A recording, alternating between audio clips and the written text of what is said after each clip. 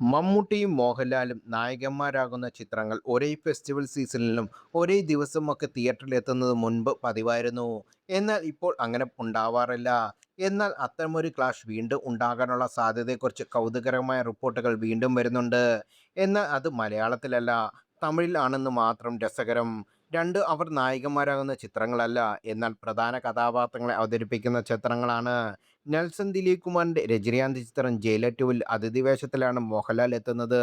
എന്നാൽ രാജ്കുമാർ പെരിയസ്വാമി സംവിധാനം ചെയ്യുന്ന ഓം എന്ന ചിത്രത്തിൽ മമ്മൂട്ടി അഭിനയിക്കുന്നുണ്ട്. ധനുഷ് നായകനാകുന്ന ഈ ചിത്രത്തിൽ മമ്മൂട്ടി ഒരു പ്രധാന വേഷത്തിലാണ് എത്തുന്നത്. ഇതിൽ ജയിലർ 2 ജൂൺ 12-ന് എത്തുമെന്ന് ആദ്യം കരുതപ്പെട്ടിരുന്നത്. എന്നാൽ അതിഥി താരങ്ങളടക്കമുള്ള ഭാഗങ്ങളുടെ ചിത്രീകരണം പൂർത്തിയാവാത്തതിനാൽ ആ ഡേറ്റിൽ ചിത്രം എത്തില്ല.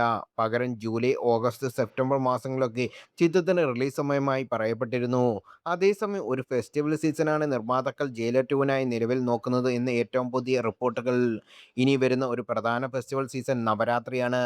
എന്നാൽ ധനുഷും മമ്മൂട്ടി ടീമിന്റെ ഓമിൻ്റേത് ഇതിനകം പ്രഖ്യാപിച്ചിരിക്കുന്ന റിലീസ് തീയതി ഒക്ടോബർ 16-നാണ്. നവരാത്രി റിലീസാണ് ഇത്. ഇതേ സമയത്ത് ജയിലർ 2-ന്റെ നിർമ്മാതാക്കളെ നിലവിൽ ആലോചിക്കുന്നു എന്ന റിപ്പോർട്ടുകൾ. അങ്ങനെ വന്നാൽ മലയാളികളെ സംബന്ധിച്ച് വേറിട്ട ഒരു മമ്മൂട്ടി മോഹൻലാൽ ക്ലാഷ് ആകും കാണാനാകുക. എന്നാൽ തങ്ങൾക്ക് സോളോ റിലീസ് ലഭിക്കാനായി ജയിലർ 2 നിർമ്മാതാക്കൾ ഓം നിർമ്മാക്കളെ സമീപിച്ചിട്ടുണ്ടെന്നാണ് റിപ്പോർട്ടുകൾ ചെയ്തിട്ടുള്ളത്.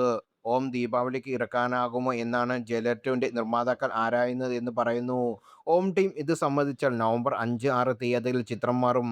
അങ്ങനെ വന്നാൽ മോഹൻലാൽ മമ്മൂട്ടി ക്ലാഷ് സംഭവിക്കില്ല.